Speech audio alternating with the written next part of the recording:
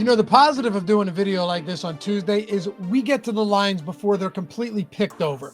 We don't want to be betting these on Sunday morning or Saturday night once there's no meat left on the bone. The downside is, well, today's trade deadline day. It's 2:30 Eastern, and we have another hour and a half. I think we're mostly okay.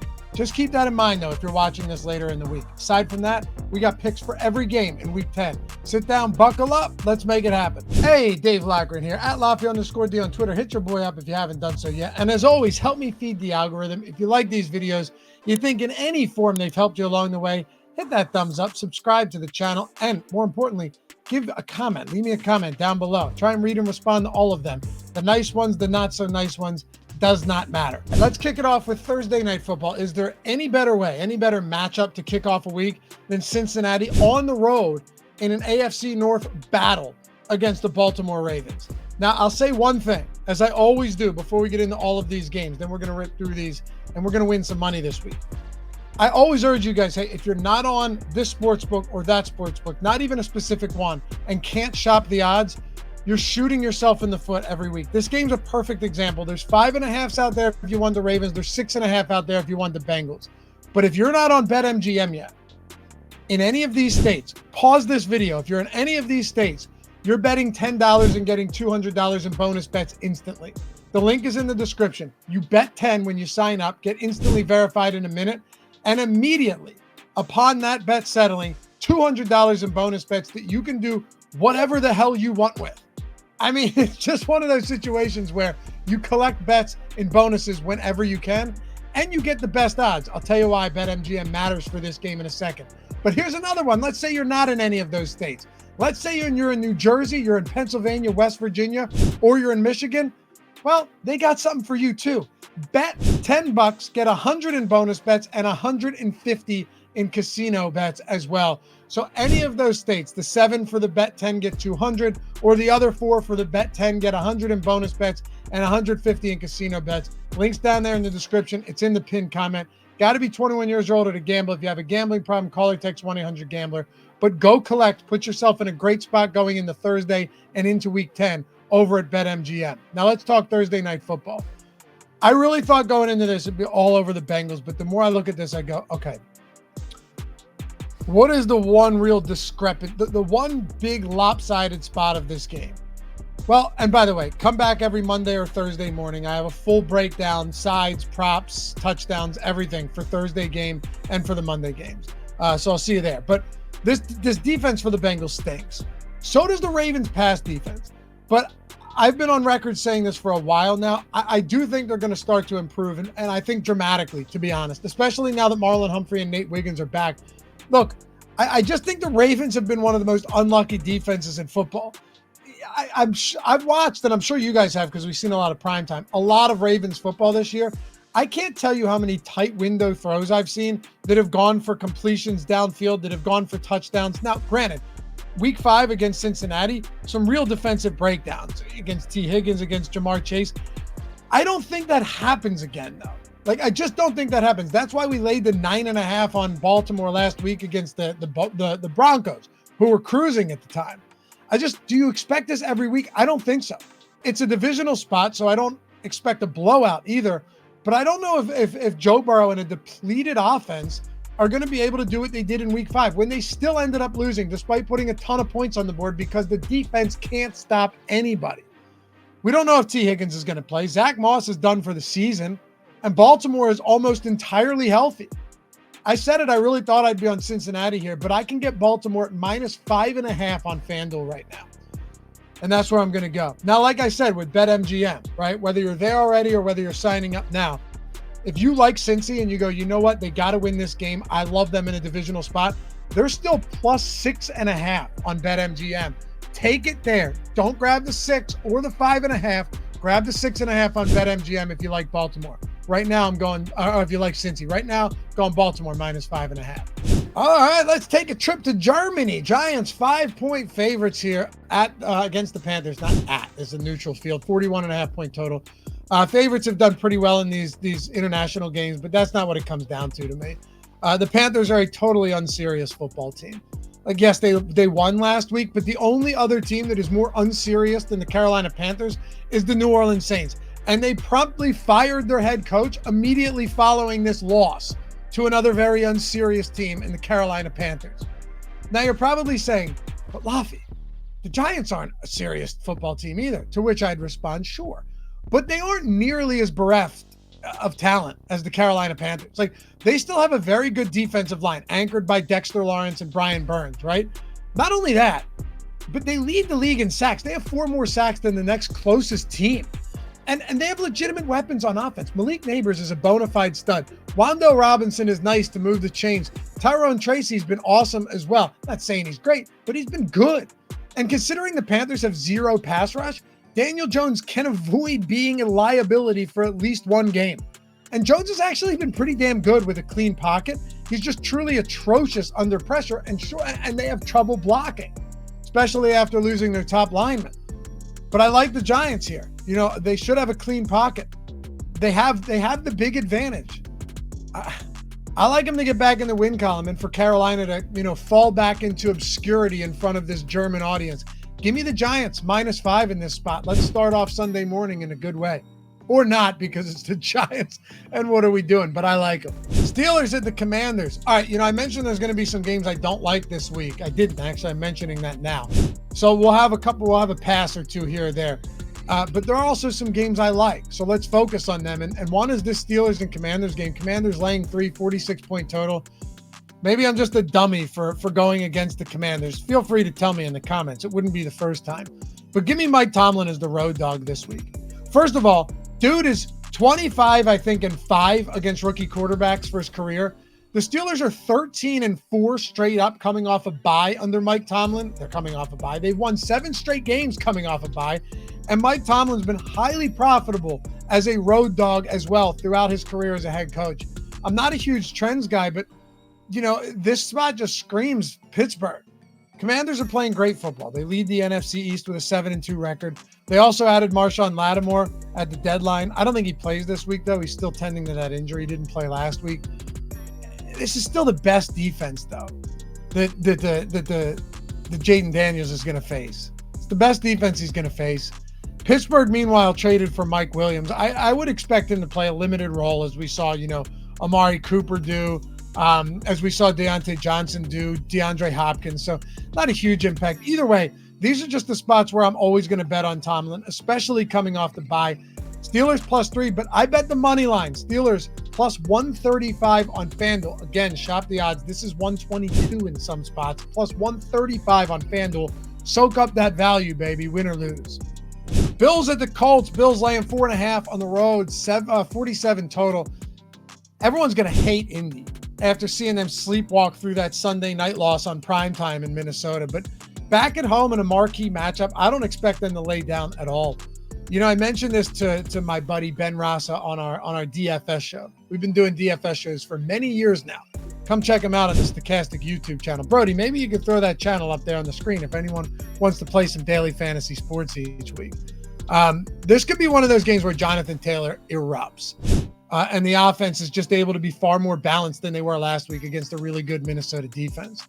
Like, the Bills are the better team, no doubt, but they're also a run funnel defense. Go look, they've really been tuned up by opposing running backs this year. Jonathan Taylor, perfect spot to do that, including in the passing game.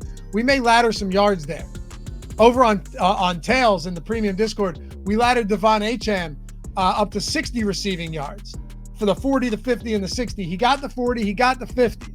He finished with 59, and it should have been 60. I don't understand sometimes how those laterals work at the end of the game, but he picked up 3 and they only gave him 1.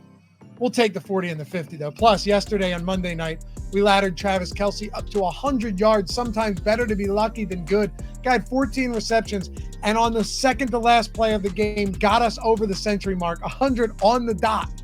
Had him to score, too, and he got taken down at the 1. By the way, if you ever want to join me on Tails and in the Discord, what an awesome season we've had.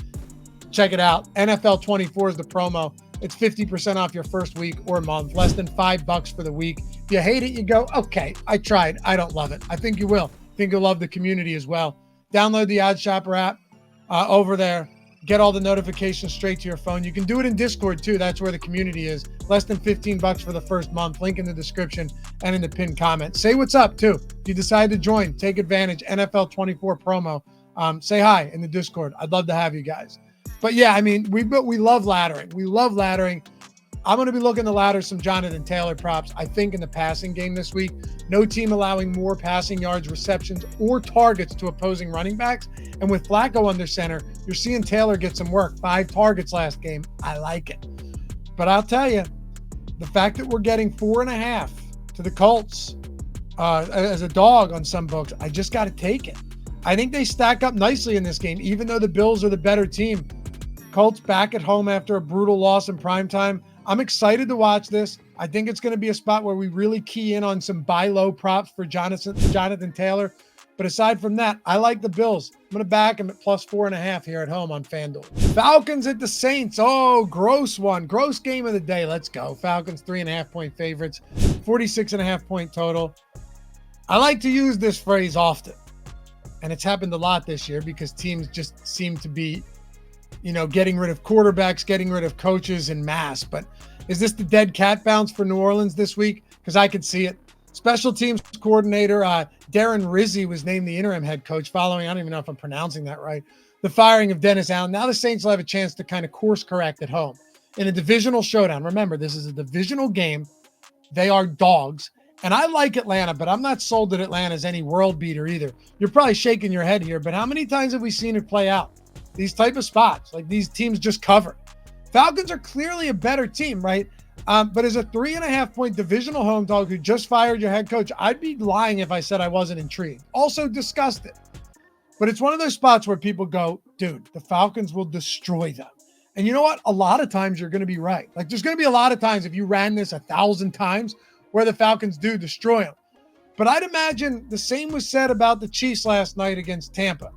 Even, without Godwin, without Evans, even McMillan, and Baker Mayfield took them to overtime.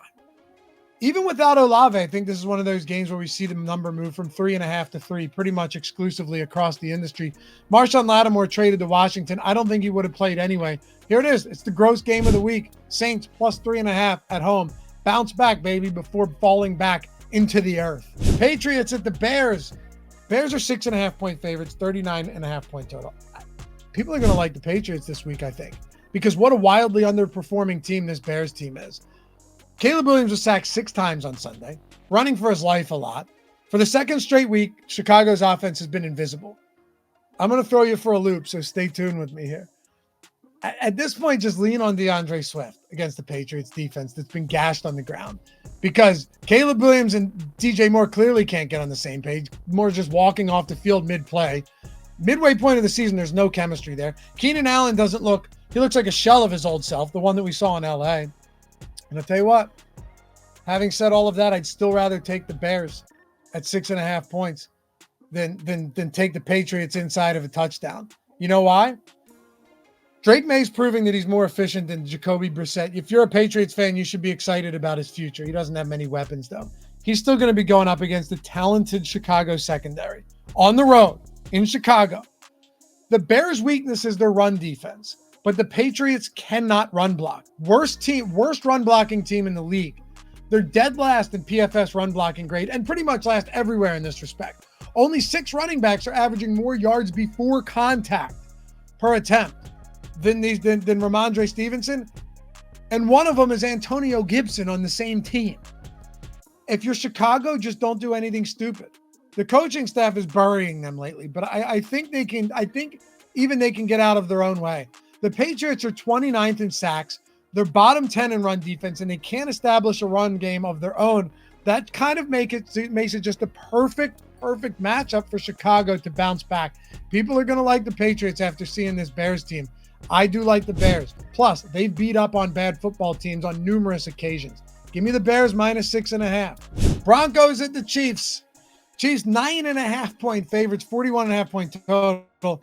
You all know what we have to do here. I went back and forth on this spot with Kansas City on Monday night, but I should have just stayed true to the damn trend. I said it on Tuesday. I was like, just take Tampa. And then on Monday, I was like, oh man, I don't know. It's just been such a good trend to us. Get this. The Chiefs have now been 6+ point favorites in 4 games this year when we've done the videos, when we've given out the plays for the specific videos. Bengals were 6.5-point dogs. We bet them. We bet the Chargers at 8.5-point dogs. We bet the Raiders at 9 points. And then we talked about betting the Bucs at 9 points on this video. But then I got back and forth. I got nervous. I got cold feet and ended up leaning Kansas City, but didn't bet that spread. The Chiefs are 0-4 against the spread in all of those spots. They've won all 4 of them outright. They are 0-4 against the spread. They just find ways to win, even though they appear beatable throughout the first 59 minutes. And I said last week that we were going to lay big points on the Ravens because it was a true come-down spot for Denver. And it was. They got bludgeoned in Baltimore. But I think the defense at least keeps it competitive here. Plus, is Mahomes going to be playing with a somewhat bum ankle? My guess is no. I don't know. Here's the truth, though. Our hands are kind of tied, aren't they? Riding the fade to Kansas City as big favorites, the wave has been too profitable. And we ride it until it crashes. Obviously, we'd love a 10 here, but we can't always get what we want. Broncos plus 9.5, book it. 49ers at the Bucs. Okay, Bucs are 6-point dogs, 48-point total. Baker Mayfield's just awesome, man. Like, seriously, what a fantastic resurgence from a guy who was left for dead after his time in Cleveland, then Carolina and LA.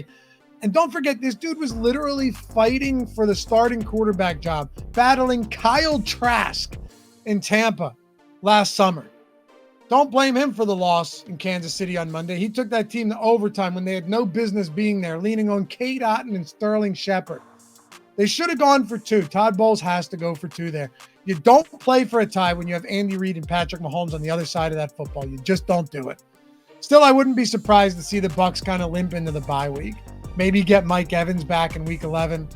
It's a tough schedule for a team that's seriously banged up on offense. They face Baltimore, then Atlanta, then Kansas City, now the 49ers, who are getting Christian McCaffrey back. Shit, man, the deck is stacked against them. I still have a lot of respect for Tampa. Todd Bowles and Liam Cohen are finding ways to compete despite the lack of talent on offense. I'd lean San Francisco, but I'm not betting this game because I just have a lot of respect for Tampa, but I can't bet them here either. Lean San Francisco, but mostly a pass. Vikings are 4-point favorites at the Jags, 47.5-point total too. Listen, I said we'd have a couple passes. That last one, slight lean, mostly a pass. This is a full-out pass. I don't have a good read. Minnesota isn't as good as we thought, and Jacksonville is as bad as we've kind of thought recently, but despite being terrible, they find ways to keep games competitive. They covered against Green Bay. They covered against the Eagles somehow. They almost won that game. There's just a ton of other spots I love this week. I'm not going to waste my time. The lean is Minnesota -4. It's the slightest of leans. And I haven't really gotten either of these teams right all that often this year. So give me the pass on this one, and let's move to some fun stuff because I built something up for you guys that I think you're going to enjoy. Titans at Chargers. Chargers 7.5-point favorites, 38-point total. So the Titans got their much-needed win last week. Now it's back to the broom closet for them, seriously. Harbaugh is just a damn good coach. But the most interesting part about the Chargers is that, have you noticed their passing game is starting to show some life? I mean, Herbert's thrown for 275-plus passing yards in 3 consecutive games. And I think there's 2 reasons for this. One, Herbert is finally back to full health. This guy was mummified through the first several weeks of the season, like foot injuries, ankle injuries, all these different ailments. And now he seems to be fully back. The other reason, I think he's finally forming some chemistry with this offense. Don't forget, Vlad McConkey is a rookie. Greg Roman's in his first year as the Chargers offensive coordinator. Jim Harbaugh is a first-year head coach with them. And Herbert missed most of training camp to gel with guys like McConkey and get more chemistry with Quentin Johnston. It's crazy. This team looks good. And that's without even mentioning the defense, which is allowing a league-low 12.6 points per game. I get they've had some easy matchups, but still, they're 6th in defensive DVOA, on the year. I'm not laying the 7.5 because this game could just be super ugly and low scoring, but there's something I really like. So we're going to have some fun with it, and it includes the next game. So remember this, and let's jump to the next game. So no play on this specifically, but I have built something manually. I have developed something fun, and I think you guys will want to follow me on this. And it includes the Eagles and the Cowboys game. Eagles are 7.5-point favorites, 41.5-point total. Every time these teams face off against each other, when one of them has a backup, It's just never competitive. It's a bloodbath. Matter of fact, Dak Prescott has performed very well against the Eagles, at least in recent memory. But he's about to hit the IR. And CeeDee Lamb's week to week with an AC joint injury. They say he could play, but we don't know. Either way, things aren't looking good for Dallas. They're not. Even if Micah Parsons and Deron Bland make it back this week, Philly's firing on all cylinders, at least on offense. A.J. Brown has a good shot to play after avoiding a serious injury to that knee. And the Eagles are largely healthy across the board. Like, even if Goddard doesn't play, Grant Calcaterra has been perfectly fine. And Rodgers, in place of an aging Darius Slay, has been fine as well. Also, slowing down Saquon Barkley, that's a legitimate Herculean task, let's call it, for this Cowboys defense that hasn't been able to stop the run all year long. Cooper Rush, uphill battle. Cowboys defense, uphill battle, especially if Lamb isn't 100%. And the Cowboys don't have a run game. So while you could go Eagles minus 7.5, why don't we do this? I locked in a 5-point teaser, manual 5-point teaser. This is the way I had to do it. Because if you think about it, teaser's really just a variation of a parlay, right? It's 3 teams where you're getting the points down or you're moving them up as a dog. So I mentioned the Chargers. If we go 5 points, we get the Chargers to 2.5. I already bet this, by the way. Plus 157 on Caesars are your best odds. Chargers, minus 2.5. Eagles go to minus 2.5. So both of them win by a field goal, you got it. And the New York Giants, bet the money line there. That's the equivalent of 5 points. Bet the money line gets you to plus 157. Get a win from the Giants, get a 3-point win from the Chargers at home, and the Eagles going up against Cooper Rush and a depleted Dallas team. Yeah, that's the way we're playing this. I figure sometimes I try and throw some fun stuff out to you guys, but fun stuff that I actually like. And that right there is one of them. You got to go into the alt spreads for that, by the way. And for the Giants, it's just straight money line. Jets at the Cardinals. Cardinals 1-point favorites, 46-point total. I don't hate the Jets here. Honestly, I stand by what I said on Thursday, that again, in that Texans spot where we bet the Jets, that there's just too much talent for them to continue playing as poorly as they have. And you have to credit the Cardinals for making something out of nothing, particularly on defense, but they still don't possess an elite pass rush. Their pass D is anything but imposing. And while they've been better against the run than we thought, and their red zone efficiency, defensive efficiency hasn't been bad at all, I still don't love them against the Jets, because while teams can run the ball against the Jets, you still need to be able to throw it a little bit. And we saw with C.J. Stroud, incapable of doing so last week. It just didn't work out. And that's going to be rough. And I say that because the Jets offense, I think, is finally starting to wake up. Yes, they only scored 21 points last week, but it's 28. And I'm not just like making up bullshit stuff. It's 28 if Malachi Corley doesn't just decide to drop the ball before walking in untouched to the end zone, right? Seriously. And Aaron Rodgers said after the game that the season was on the line last week. Like, every game is a must-win game for this Jets team. I'll keep betting them in must-win spots, especially as a slight dog against a very beatable Cardinals team that's won 3 straight. I don't think they go 4 straight. Give me Jets +1 here on the road. Lions at the Texans. Lions 3.5-point favorites, 50.5-point total. Nico Collins could be back for Houston this week, and it couldn't have come at a better time. I don't like to act like any non-QB player changes the narrative or the spread or the dynamic of a game, entirely. But considering Diggs is out for the year, yeah, I think this potential return for Collins is significant. D'Amico Ryans was non-committal when asked about Collins, but I'm going to go out on a limb. I think he's going to be back, and all signs point towards him being there. Right? He was running like 20.5 mile per hour sprints in practice. Doesn't sound like a guy who's not ready to play. And Houston's coming off a tough loss on Thursday Night Football in New York. Now they're back home where they're 4-0 on the season. C.J. Stroud has played remarkably well there. And I've said it a bunch of times. I think the Texans are missing something. They are beatable this year. But I'm taking them at home as a 3.5-point dog. Getting a good Texans team outside of a field goal at home, even against, a buzzsaw of a Lions team. I think the distrust in Houston after last week has swung a bit too far, which is why I like them. And this is a game where everyone's going to want the Lions. They're steamrolling opponents week over week. They just added Zadarius Smith to the D-line. Huge. But I don't think they come into Houston and just shit on a good Houston Texans team. It's especially if Nico's back.